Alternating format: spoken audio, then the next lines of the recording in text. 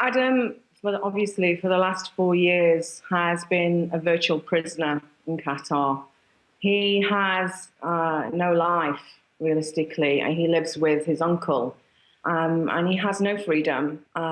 He is kept virtually inside most of the time, not allowed any friends, not allowed a proper education. But most of all, he's not allowed the freedom to speak with his family, his mom, his sister, his grandmother. And, he's constantly abused on a day-to-day basis. It's a tragic situation that basically he is now at breaking point. What is the legal situation, Rebecca? I mean, is it right to say that within sort of Qatari law, he is with his legal guardians at the moment?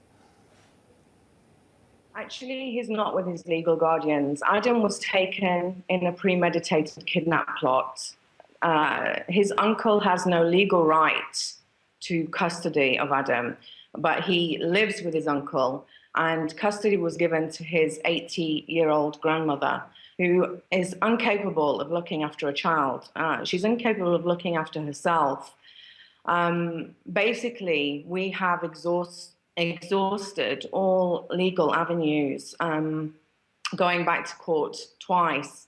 And it's been an exhausting process where we have had to struggle to get into the court, struggle to get rights for me to see Adam. It's just been horrific. We know this has been raised in the last week or so by the Prime Minister talking with the Emir of Qatar. What impact, if any, has that had, or are you hopeful it will have?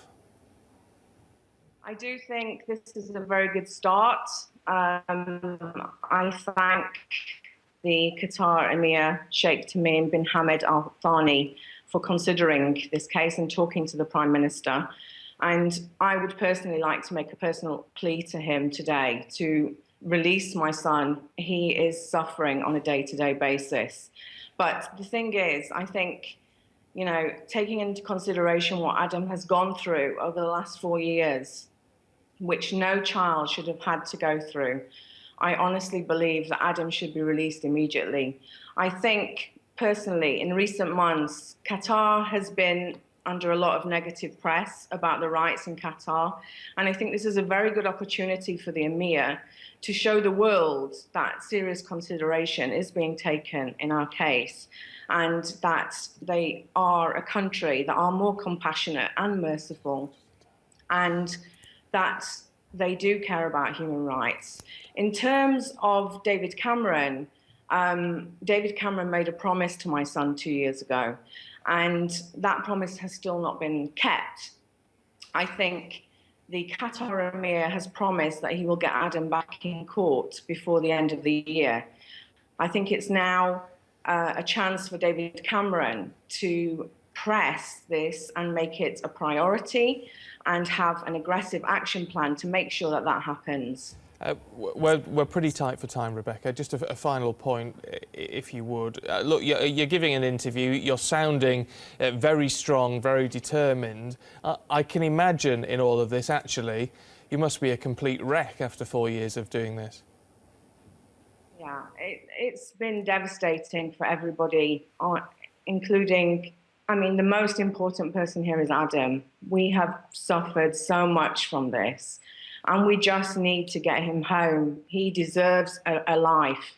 His childhood has been taken away from him. And no matter the daily struggle that I've had, I will not stop fighting for my son until I get him home. He deserves to have a happy life, and he hasn't got that now.